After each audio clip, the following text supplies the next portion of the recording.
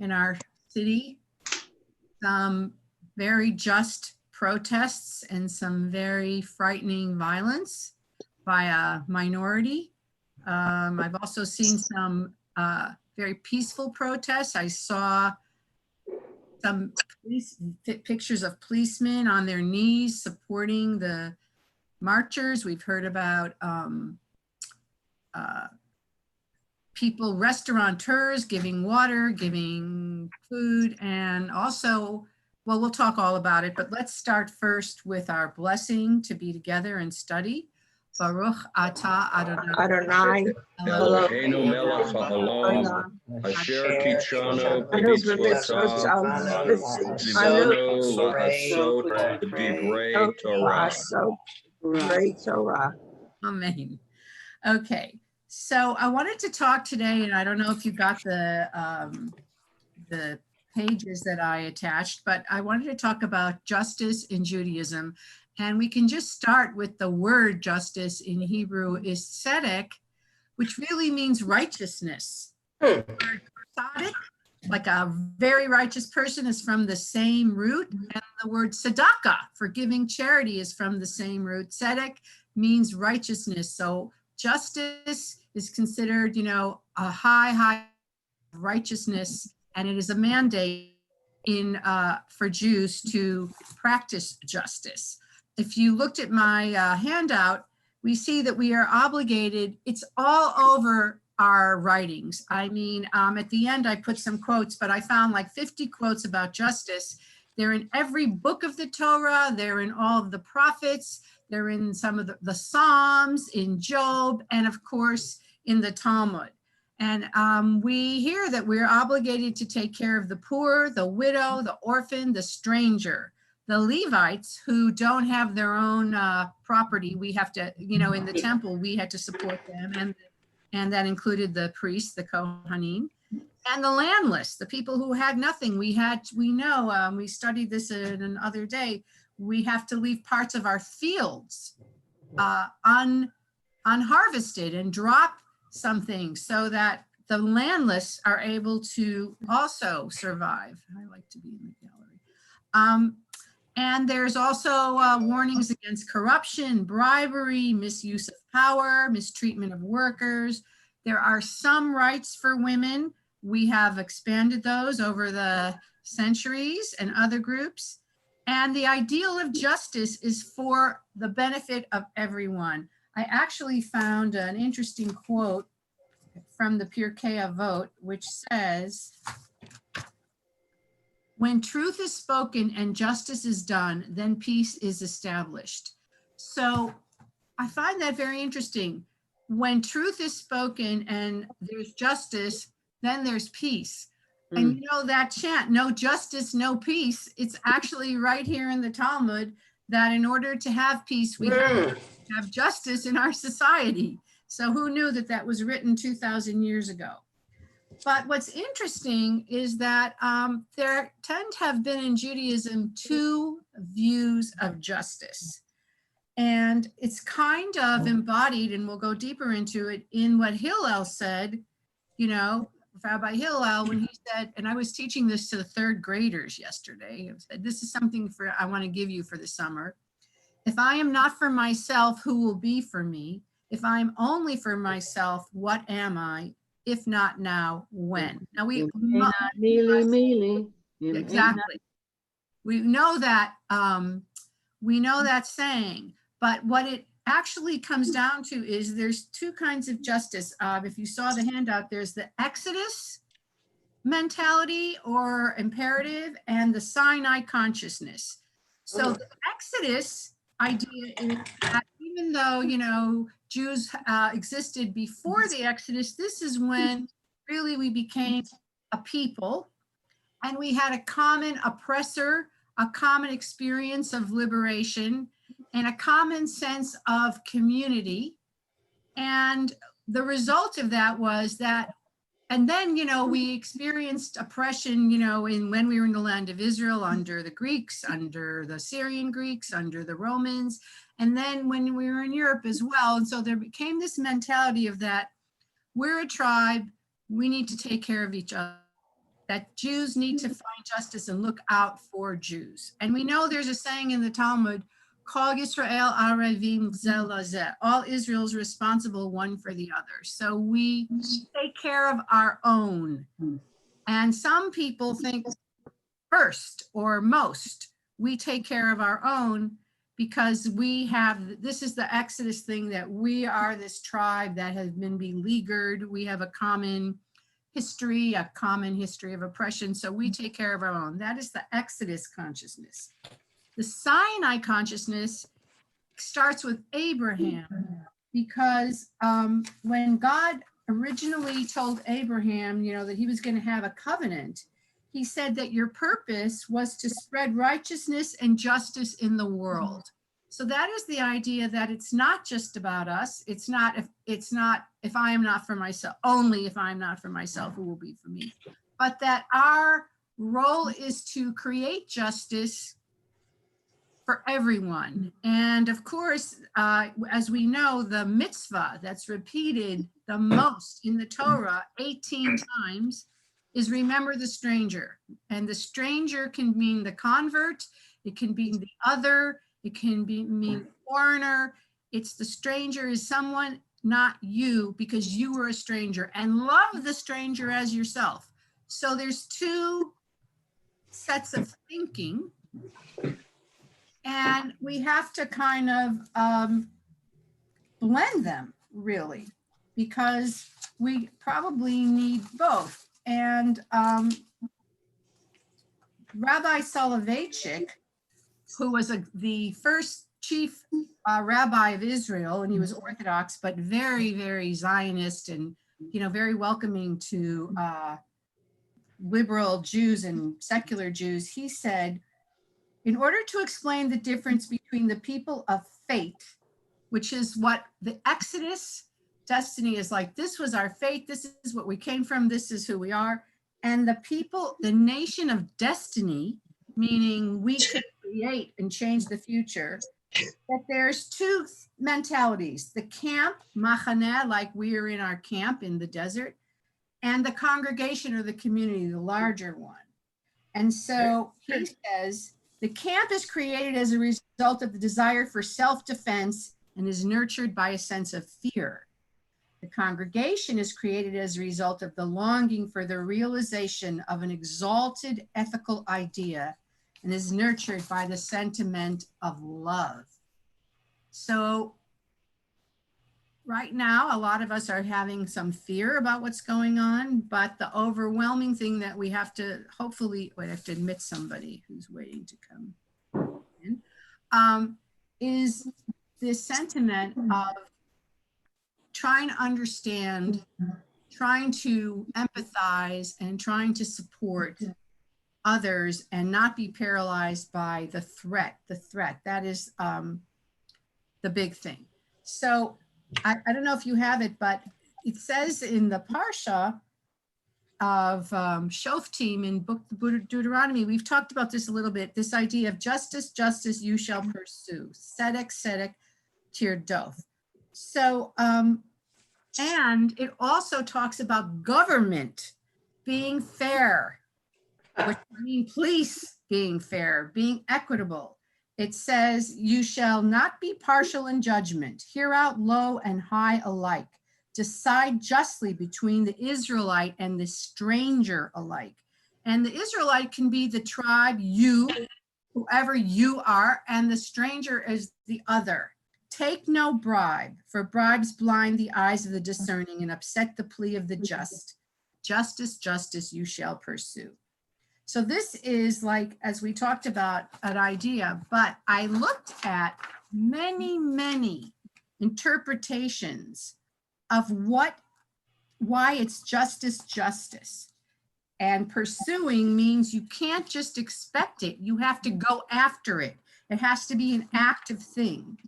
So one Hasidic rabbi said that the repetition of the tzedek, of the justice, justice, is to remind us to be deliberate and careful. In other words, be very careful and look at all the facts and look at everything and don't bring your bias into it. In fact, don't rush into a decision. You know, this idea of rush to judgment, he's saying you cannot rush to judgment. And I didn't even know this, I just found it out. In a rabbinical court, you never gave a verdict on the same day. You waited till the next day to give the verdict because you needed to sleep on it and think about it and ruminate on it, which I thought was really interesting. And Maimonides says, it's said twice because you need to consult others and get many, many points of view before reaching a decision, calling in witnesses, calling in experts, calling in all the different points of view. I think I want to just preface this by saying something that I meant to say in the beginning. The first thing we have to do is recognize injustice, because I think a lot of us just close our eyes to it. It doesn't affect us. And so we don't even realize it. Before we can pursue justice, we need to see where there is injustice and pursue it and work for it and educate ourselves and understand it and connect with the people who are suffering the injustice. It's, if you're living in a totally separate reality, you can't really understand that. Then another group said, this is to tell us justice for the courts and the officials and justice for us in our own lives. And Rabbi Chia, a 4th century scholar, said, if a person is neither a scholar nor a teacher, nor known for observing all of the mitzvot, but stands up to protest against evil, such a person is considered a blessing. And that to me is like Elie Wiesel. You know, Elie Wiesel, if you recall, he said that the opposite of hate, the opposite of love is not hate. It's indifference. That's what he said many times. Silence. I'm sorry, what? Silence also. Yes, but he said the opposite of love is indifference. It's indifference. Yeah. That you just don't care. It doesn't affect me. It's not my problem. I don't want, and that's, people turn their back during the Holocaust. And we know that favorite, you know, famous saying, when they came for the communists, I didn't say anything because I wasn't a communist. When they came for the, I don't know, the agitators or the intellectuals, I didn't say anything because I wasn't one. When they came for the Jews, I didn't say anything because I wasn't a Jew. And when they came for me, it was too late. There was no one to say anything. So, you know, it never ends with the victim. It starts with them and it spreads if nobody does anything. Does anybody have any comments so far, or questions or anything to add that they'd like to say? This is all very pertinent. It's, yeah. Then. Rabbi Nanus? Yes. Sorry, hi, it's Jessica. Sorry. Hi, Jessica. Can I ask? Nice to see you. Hi, nice to see you. I was wondering if you could, in terms of guilt offerings and sin offerings, where that places into some of this conversation. Okay, so as you know, or didn't know, a lot of this stuff was written after the temple was destroyed. But people would go to, when they sinned or when they felt they had sinned and felt guilty, they would go to the temple and they would give something. But I don't know, we don't have a lot of information. We know about the ritual, but how did this alleviate the person from their behavior? We don't really see that until the temple was destroyed and the rabbis and the sages kind of rewrote Judaism and put the responsibility off of the sacrifices and off of the priests onto us. We are now the priests, and we have to rectify. You know, when Yom Kippur was happening during the time of the temple, the high priest would go, they would do a sacrifice. The high priest would go into the Holy of Holies, which is where the Ark was with the 10 Commandments. He went there once a year. He prostrated himself. He begged for forgiveness, and that was it. Now, there's no one to ask for us. We need to ask for ourselves. We are the high priests of our own lives, which I think is very profound. We have to rectify our own sins, and a sacrifice, you know, that was in the ancient world where that's where every culture sacrificed to God or to the gods. But when they stopped doing that, they disappeared. Those I cultures. guess I was just curious about maybe there's, in terms of reparations of our own personal responsibility in terms of what's happening in the streets of Los Angeles and across this country right now, if there's a connection between an element of our own, like in sort of a parallel there. I guess I was curious what you thought of that. Parallel to the sacrifices? Well, I mean, it's still the sort of guilt offerings and sin offerings is like a fifth or something, or 1/20. If there's still sort of numbers in Leviticus, and it's my understanding is that there's an emphasis that you need to repay if you do something to another person. There's an element of reparation. Yes. But I don't think. Doesn't apply. I don't think that's I don't think that's till the Talmudic times. Right. To be honest with you, in the Talmud, absolutely. You had to, there were 5 kinds of injury that you had to address in the Talmud. You had to address emotional distress, physical harm, loss of wages, loss of status. It was amazing how much you had to pay reparations to. But I don't think that the sacrifices, and that was the problem, because the prophets all wrote and spoke during this time in the land, during the time of sacrifices. And they were always, if you look at Isaiah, if you look at Amos, if you look at Ezekiel's when the temple was destroyed in the first time in Jeremiah, and Isaiah, Hosea, they were screaming at the people, who cares about the sacrifices? They said, God doesn't care about any of that unless you're, feeding the hungry, clothing the naked, taking care of the widow and orphan. So that was a value that people were not really, there was a problem in the society.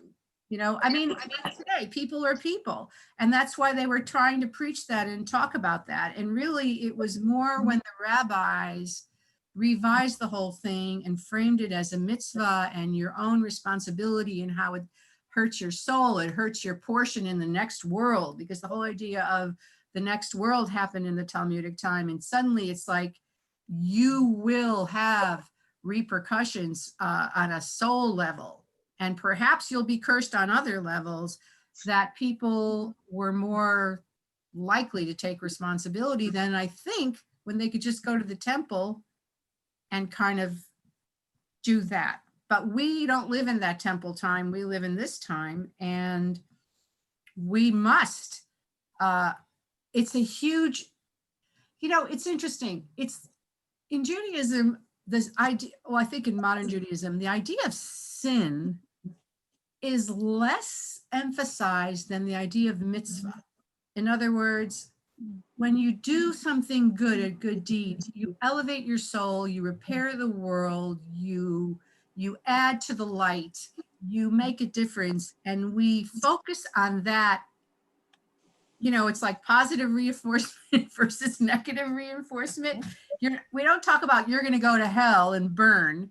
We talk about how you're going to be elevated and change the world, and become closer to God when you do good. So that's kind of our focus of why we want to make change. We want to bring, or if you were in medieval times, it was a way to bring the Messiah. You wanted to bring the Messiah, and everybody had to contribute to the goodness in order to bring the Messiah. And actually, if we all did contribute to the goodness, it would be as if the Messiah were here, because that's what we're looking for, that kind of thing. Does that help? Yes, thank you so much. Thanks. Anybody else have any question before? Yes, Susan. What you said, and then doing the mitzvah is what Chabad is advocating. Yes. The more mitzvahs, being a partner with God, and the more mitzvahs you do, you bring a little more light into the world. I think all of Judaism believes that. I think we all believe that. I just think at Wilshire Boulevard Temple, speaking of mitzvahs, one of our this was so beautiful. Tragic and beautiful, dark and light. One of our congregants, whose family is a Browerman East family, they had a store in Melrose that was completely trashed in the riots. The next day, clergy and all these Browerman families were there cleaning up with them. showed up, cleaned up, boarded up, supported them. So we have a choice of how to react, and that was spontaneous. Nobody told them to do it. People heard about it and showed up. And that is the kind of, so we are always, and we have our car center open right now, still giving out food. So we are all, trying to do mitzvahs. And, when I do something for somebody, and a lot of times people go, oh, you don't have to, it's okay, blah, blah, I go, please let me do this mitzvah. Thank you for letting me do the mitzvah. And then they get quiet. I said, this is a mitzvah for me, so please let me. Oh my. Somebody's getting an announcement. Turn off your phone or whatever. Okay. So Sue Casa, you had something to say. You're muted.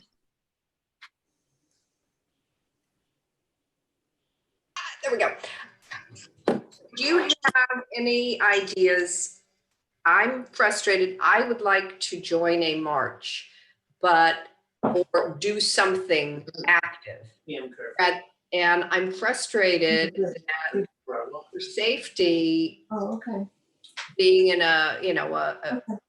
I'm not doing it. And COVID as well. Pardon me? The virus.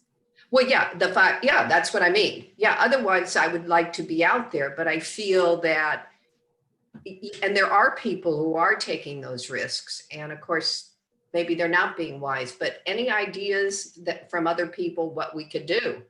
So I actually, somebody sent me, first of all, I've been in touch with our sister church. I emailed the bishop. I emailed Dr. D, some other people. And then Dr. D sent me like a video from a woman preacher in Dallas, a Black woman. And one of the things she said is to write to all of your leaders, your Congress people, your mayor, your police, well, I don't know if the president is listening, your senators. And I also read somewhere, this is weird, I don't know why, a handwritten note or not an email, but an actual letter seems to have more impact. To write actually a letter or mail a letter, you can type it. But that was one of the ways that they said. Another way is really, and I hope we're gonna be able to do this, is to hear each other and listen to each other and understand. And then in our own lives, not to tolerate it at all. Anywhere you see it, don't allow it. I think more suggestions will be coming out, as right now it's like emotional expression of so much anger. I wrote to this one woman at the church and she said, thank you so much. We are angry, we are hurt, we are hurting, we are in pain right now, but we hope, they're very religious, that God will help us and that we will, find a path through this. So I think right now, to be supportive, to be understanding, to write letters. And I think we need to wait to be told what they need from us. What the African-American community needs for us right now. And sorry, that's I can't, just whatever, it'll go off. And I hope if we can do this like sort of town hall thing on Zoom with them and us, we can ask, what do you need from us? I don't want to speak for them. I don't think you need to march. There's a lot of people marching. I think there are other jobs that we can do or other tasks. And as I know them, I'll share them with you, but that was the first thing. Yes, Merle. So I think what the congregants and clergy did to help this family on Melrose is a big statement. Yes. We have friends here who are not Jewish, who own a store that we frequent. We've become friends with this family. And the mall that they are in, an outdoor mall, was supposed to be a scene of protest the other night. So my son-in-law, who owns a U-Haul dealership, and a whole bunch of people went over there, packed up the whole store, moved it to this family's home because they've been doing online selling anyway. They were only open for a few days. We all went over there. We moved everything for them so that they can have their business totally in their home. And he said, if they get the building, I don't own it, and we'll deal with insurance. But I think all we can do at this point, I'm terrified to go out, and my family won't let me out of the house if I say I'm going to a march. But I think what we can do is, Scottsdale, by when the we way. hear of cases, is help those people who need help. Yes. Even if they're in an area we have friends that were across the street from the mall that was desecrated last weekend. And mostly we took people in our home that we knew were safe to bring in our home because we didn't want them living in that area. And I think that's what we have to do right now. I think that's You know, very beautiful. We had a dorm going on in our basement. It's like, that's a mitzvah. I'm not sure. And we didn't have to think about it. We just said, we're doing it. And that's that to me, I was always taught at Wilshire Boulevard Temple that a mitzvah, you shouldn't wake up in the morning and say, okay, what am I going to do that's good this morning? You just do it, and you don't have to think about it, or you shouldn't have to think about it. But I think that's all we can do right now. I think, yes, I think you're right. And that was beautiful what you did. Yes, Ruth. Yeah, I've just had an email that says, peaceful silent protest from home tonight at 9 o'clock for 8 minutes and 46 seconds. Go outside and shine a flashlight into the sky. That's the time that Floyd had a knee on his neck. All we need to do is go outdoors and shine a flashlight into the sky. Thank you. Wow. Well, there's something we'll do tonight, all of us. That's cool. That's wonderful. Thank you so much.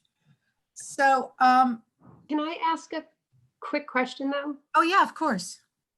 So you know how we're given instruction on how to do blessings and how to do all of our traditions so that they become second nature. I found that it's easier sometimes for me to speak out about injustices that I see that are angled toward others, but at the same time, where do we find the words? What are the right words? But I don't even know sometimes for myself. I found myself at a WOW outing, and one of our members was saying something about how they, that didn't sound politically correct, shall we say, about Jews. And it was really, I don't know where it came from, but a couple of the other Wilshire Boulevard congregants, and I said, yeah, we don't even know how to respond to that. Where someone's saying, yeah, I paint Jews. I'm doing this series where I paint Jews. And we're like, you mean like Jewish people?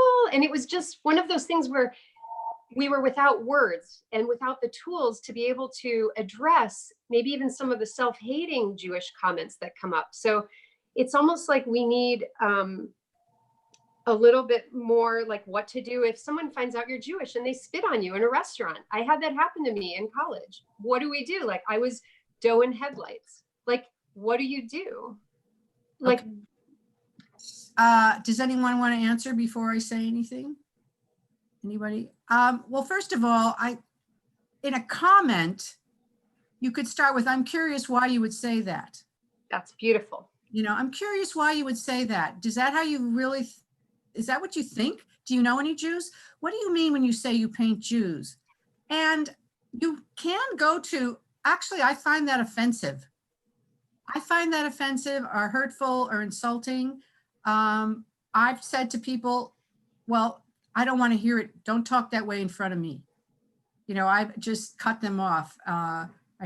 So you can start with, I'm curious why you're saying that, and push it. And if they say, well, then I say, well, I find that offensive. So I'd appreciate if you didn't talk that way around me. You can't stop them, unless you're like going to go into a whole education thing. Someone who spits on you, that doesn't really happen anymore. Well, maybe it does, because I don't know if people saw, this is quite shocking, on the Beverly Hills, it's like a beautiful stone sign in a park at the edge of Beverly Hills. it says somebody spray painted, "Kill the Jews." That was just there. So, Susan, yes, I was gonna say,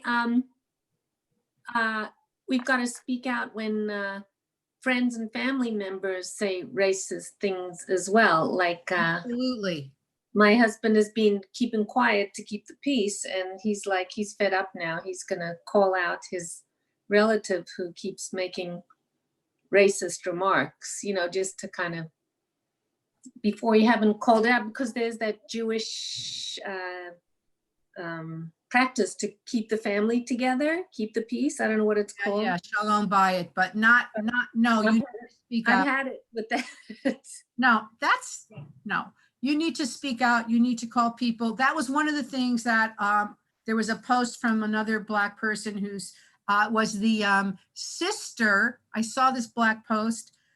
The sister of the Black man who was the birder in Central Park. And then this woman said, "I'm going to call the police and say that you're, attacking me and get you in trouble." Well, it was his sister. And she said, when you hear it, you need to speak up. Yeah, that's what, when I read that piece. And that's why I said to my husband, we can't keep out. Sorry, my phone is ringing in the background. Yeah. It'll stop. It's interesting, Rabbi. Yeah, Jeff? You started out with your discussion of where tzaddik lives. Right. And indeed, righteousness lives in the Torah, but the world lives in a secular place. And unfortunately, righteousness can be redefined basically as what's been previously described as acts of loving kindness. Okay. In direct action, because our religion is based on choices and direct action. That's right. So nobody thinks in terms of codified laws or mitzvah. Their life is too busy, they're too concerned, they're living life. So that simplifying life to an attempt to create acts of kindness is about as far as most people can go. Well, because that's where they react. And we are reactive people. You're absolutely right. And an act of kindness is a mitzvah. So even if you're not saying, "Oh, I'm doing a mitzvah," of course, an act, loving kindness, chesed, the word, it's not righteousness, is to me, chesed v'rachamim, to me is the core of Judaism. Loving kindness and compassion. Loving kindness and compassion. You're absolutely right. Can you imagine if this policeman in Minnesota would have been Jewish, what would have happened in this country to synagogues and to Jews everywhere? Our greatest supporting minorities have been Jews and the African Americans in America. They have bolstered each other for a century. And yet that would have changed instantly if those circumstances would have happened. Possibly. Would have depended more, possibly, but I don't want to speculate. I want to continue and Rabbi Nanus? Yes. I had one thing to share on what you can do, and it's so easy. As an example, I live in Long Beach, and the riots were a few blocks from my house. I live on the beach, and it was a beautiful day at the beach yesterday, very calm, very nice. And I went swimming and I came back and I just felt such a sense of relief.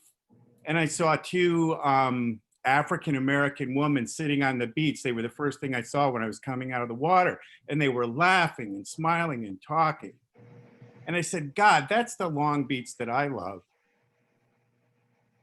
Yes, I agree with you. And I just went up and talked to him. Well, said, thank you for bringing me so much joy. And the next thing you know, we're all crying together. And so the simplest things of just talk to people. Forget the political wars and just when you meet somebody, it's just you and them. It's one-on-one, and you can make a huge difference just by talking to someone and maybe helping them to reframe about what it means to walk in my body or your body or in our world. And it's so easy to do, and it doesn't involve attacking anybody or shooting anybody down or correcting anybody.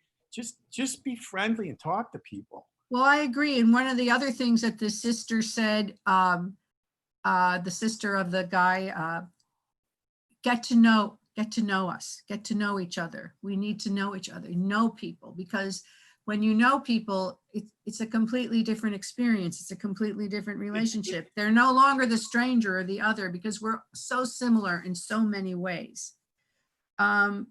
So here was another thing that the rabbi said that I just want to add to the mix.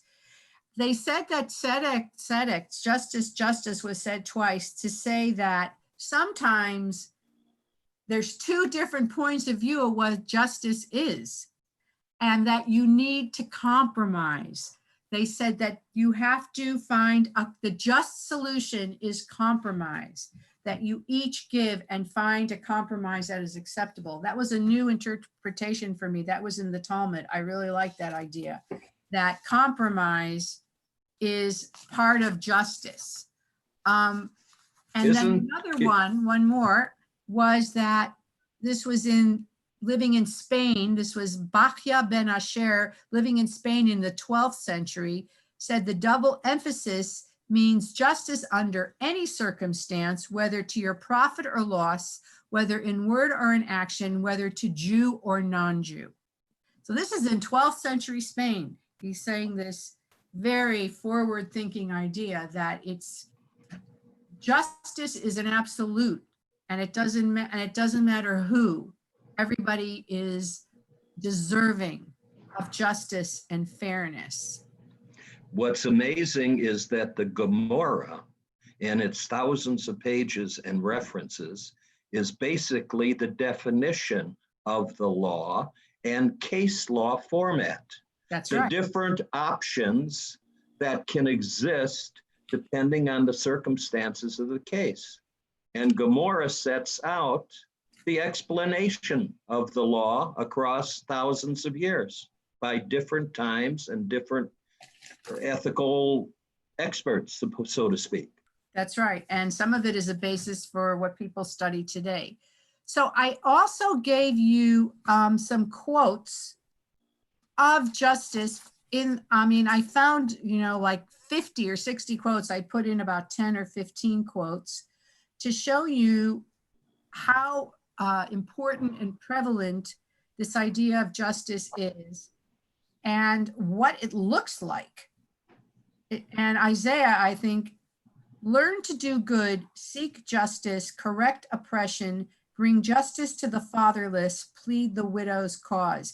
There's a lot about the underdog in Judaism.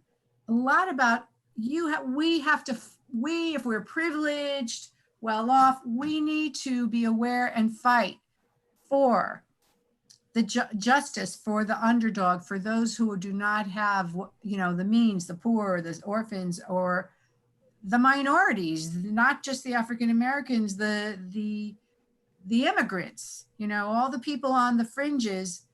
And we have many stories about fringe characters who end up becoming heroic, which again emphasizes that. And then it says in Zechariah, render to true judgments, show kindness and mercy to one another. That's it. If you're not doing that, I don't care how kosher you are, how exact you are, or whatever. If you're not showing kindness and mercy, chesed and rachamim, if you're not helping or fighting for the fairness for everyone, you're not really practicing Judaism, in my opinion. I have one question. I liked your the explanation of why you repeat justice, and it's because there maybe two views of the justice, and compromise is the best. Can you repeat who said that? Yes, that was. I think that was great, and I think of Congress now. That there should be some compromise. Okay. There's still others in the Talmud. It doesn't say who. Explain the repetition of justice to refer to the need for just compromise. It is understood that too often justified claims clash with each other. Thus, tzedek, the rabbis explained that the repetition of tzedek teaches us that when two justified claims clash with each other, the just solution is for parties to find a compromise between them. Wonderful. You know, and we don't hear that a lot about, and that's the amazing thing about these rabbis. They lived in real life.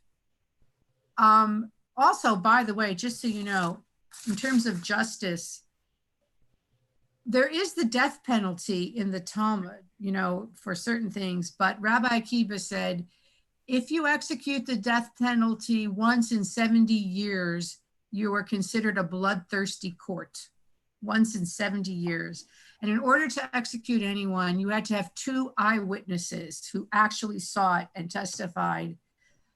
And if there were, and in terms of revenge, there were these, this is in the Torah, these cities of refuge that were set up, that if you accidentally killed someone, there was a lot of, you know, blood feuds and I'm revenging. The person could run to this city of refuge and live there and no one could come in. It's a sanctuary city. The thing of sanctuary city started in the Torah, where you were safe and you could live there your whole life. You could leave. This is so interesting. When the high priest died, then you could leave and they could no longer take revenge on you. And it's, you've got mail. Hold on, there's somebody who would like to come in, Ruth. Okay. And they say that, you know, there's many explanations that they don't really know why the high priest dying, it's like a new regime or he died and now, I don't like this idea that he died and sort of purified your life by his death. I don't know, but it doesn't explain why, but it says when the high priest dies, then you can leave your city of refuge and you're no one's allowed to take revenge on you. But the idea of setting up cities, sanctuary cities in ancient times, again, to make sure that the course of justice was not perverted and there wasn't a blood feud or murder, also is an amazingly forward-thinking, expansive way of looking at society. So I was just looking at the other quotes. Does people have them? Do any of you have them? If you have them and you see one that you like. Oh, this is a good one. This is in Ecclesiastes. If you see in a province the oppression of the poor and the violation of justice and righteousness, do not be amazed at the matter, for the high official is watched by a higher, and yet there are even higher ones over them. So what does that mean? I always thought it meant that God was watching, perhaps, but if you see it, it seems like it's not so unusual, also is what they're saying. That it happens all the time and that we need to fight against it. It also says, open your mouth for the mute, for the rights of all who are destitute. Open your mouth, judge righteously, defend the rights of the poor and needy. It's all over our Jewish writings. You know, that applies to what you said earlier in the fact that when you see crime, when you see evil, when you see society at conflict, it is your obligation to speak out. Right. We are the people who are to speak out and lead the way towards morality and righteousness. Okay. Do not be afraid. I agree. I want to conclude with this and then we can discuss. I said before, when truth is spoken and justice is done, then peace is established. For truth to be spoken, each of us must learn to listen, opening our ears to hear one another's truth and our hearts to understand it.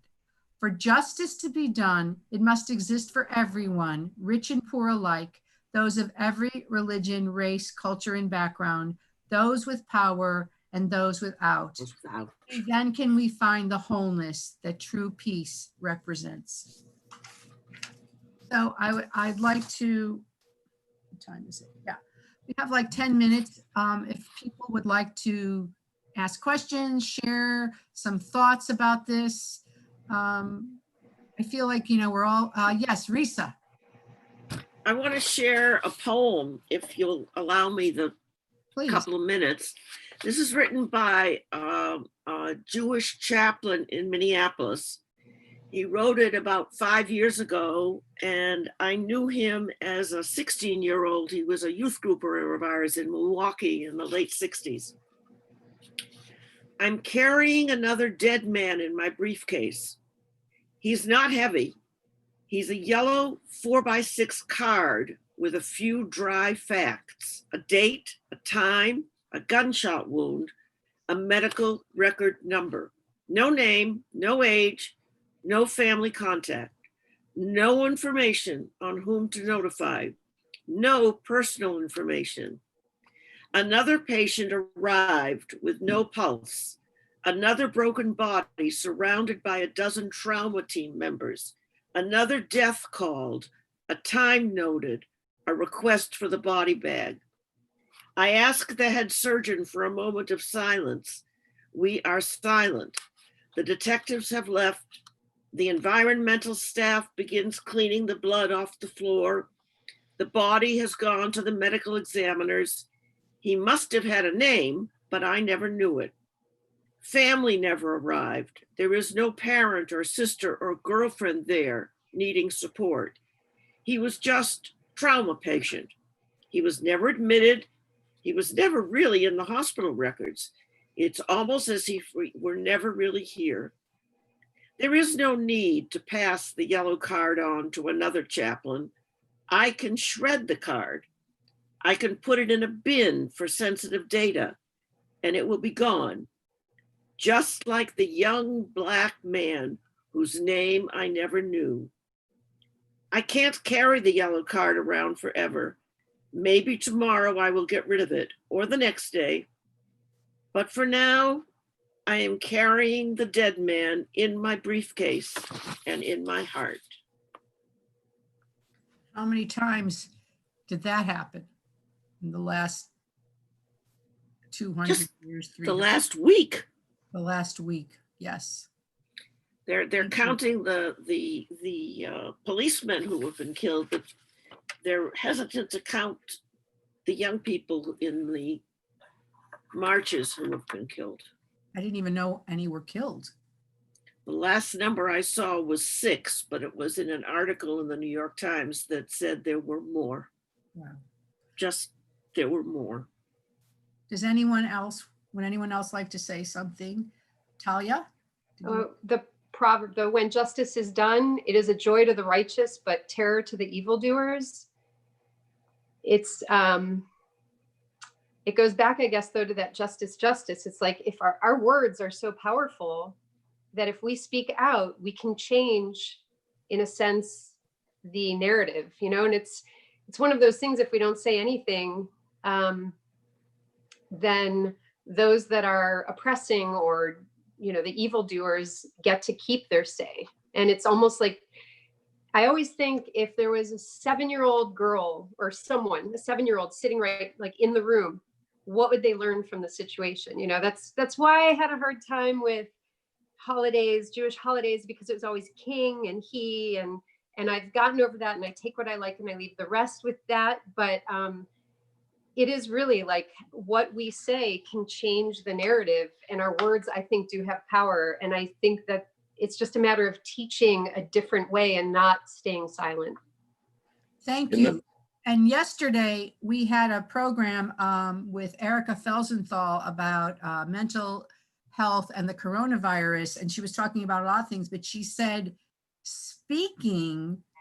acting a certain way, but speaking a certain way can actually change your neurons in your brain. By speaking up, it changes you on a physical and a physiological level. When you articulate things, it affects you physically, and it empowers you to keep going.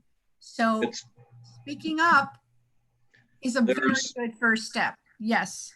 In Las Vegas here, where I am, there is a organization which I think offers great hope if it were expanded into many communities, which is an ecumenical council, an interfaith type of communication and discussions on how all of these facts and biases, and I don't want to say hatreds, but these feelings that set up between my group and your group, between I'm worthy and you may not be as worthy, can be eliminated. But there is no level of interfaith discussion that's actively being propagated anywhere. Well, I don't- we do have it with our church, but also, I don't know if anyone knows this, but every day, rabbi leader and somebody from the Catholic Church and the Protestant Church gets on the phone with Mayor Garcetti, and they pray and they set themselves a spiritual, connection. Every single day, one of them does a prayer, and they're all on there together. And I agree with you, Jeff. And we at our temple have had a lot of interfaith things, and we're going to be continuing to do that. We started it 5 years ago, so we have a relationship, but I agree. There was an interesting comment many years ago in the movie Gandhi. And after the Indian riots, when there was much death and destruction between the Hindi and the other religious group, they were sitting at his bedside. And one of these people who had lost a son says, how do I get over this hatred? How do I get over this experience? And Gandhi in the movie says to him, raise a child, adopt a child of the other religion and teach him. In other words, you've got to share the best of each ethical process so that everybody can come from a baseline of some kind of ethical values. Yes. So that it applies to everyone. It does. Okay, well, oh yes, Valerie, did you want to say something? You're muted. You're muted. I would, I listened to Trevor Noah's talk about George Floyd. It was about 18 minutes. It's a soliloquy about calling out those people who are denouncing looting. And it really, really was affecting. And I would recommend that people listen to the way he thinks, the way I think it'll really change a lot of minds. It was really, really powerful. So if you just Google Trevor Noah, George Floyd. Okay, I'm going to do that for sure.